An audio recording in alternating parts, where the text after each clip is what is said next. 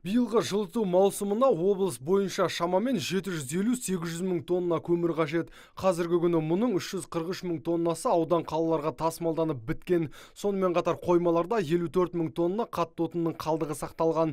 Бұл көрсеткіш өткен жылмен салыстырғанда 27 мың тоннаға артық. Дей тұрғанмен биылғы жылы көмірдің құны қымбаттап кетіпті. Әсіресе бөлшек саудада баға көтеріңкі. Мұны басқарма басшысы Марғұлан Марай мәлімдеді. Жылу маусымы қарсаңында көмірдің сатылуында бөлшек сауда бағаларының өсуі байқалды. Бұл ірі көтерме көмір сатушылардың бағаларының өсуімен және олардан алып үстеме бағамен сататындардың болуымен байланысты. Қазіргі таңда бір тонна көмірдің бағалары Майкөбе көмірі 14-16 мың теңге, Шұбаркөлдің көмірі 16-19 мың теңгені құрап отыр.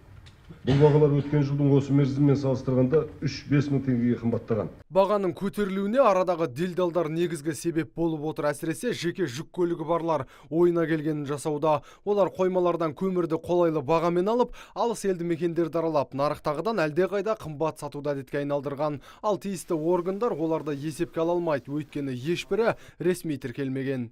Олар сатып жатқан бағаның ары қарай қымбаттап кетуі, машинасы бар адамдар любой барады да, сол жерден көмір алады. Біз оны как жаңағы тұтынушы ретінде санауымызда болады да, олар бірақ кейін ауыл-ауылды аралап, үстіне 2000-3000 мың теңге ақша қойып, көмірді қымбаттатып жатыр.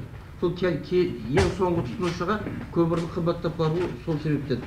Бағаның өскеніне түрлі себеп айтып ақталғандарды облыс әкімі Жансейіт Түймебаев қатаң сынға алды. Аймақ басшысының айтуынша тиісті басқармалар ала жаздай әрекет етпей, қыс жақындағанда қимылға көшеді. Ал оның соңы осындай қиындықтарға алып келеді дейді. Жаз бойы неге осы графикті жасамадыңыздар?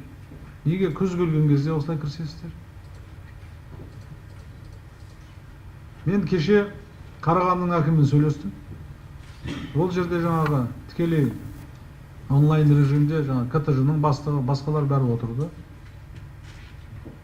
Шұбаркөлден берілетін баға жап-жақсы.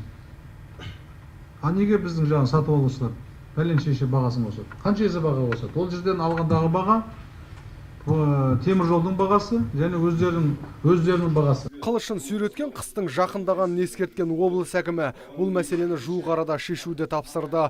Сондай-ақ бағаны негізсіз өсіріп отырғандарды анықтап, тәртіпке салу керектігін ескертті. Нұрсұлтан Тұрысбеков, Антон Семенов, Абзал Тұрабеков, ТВК телеарнасының жаңалықтар қызметі.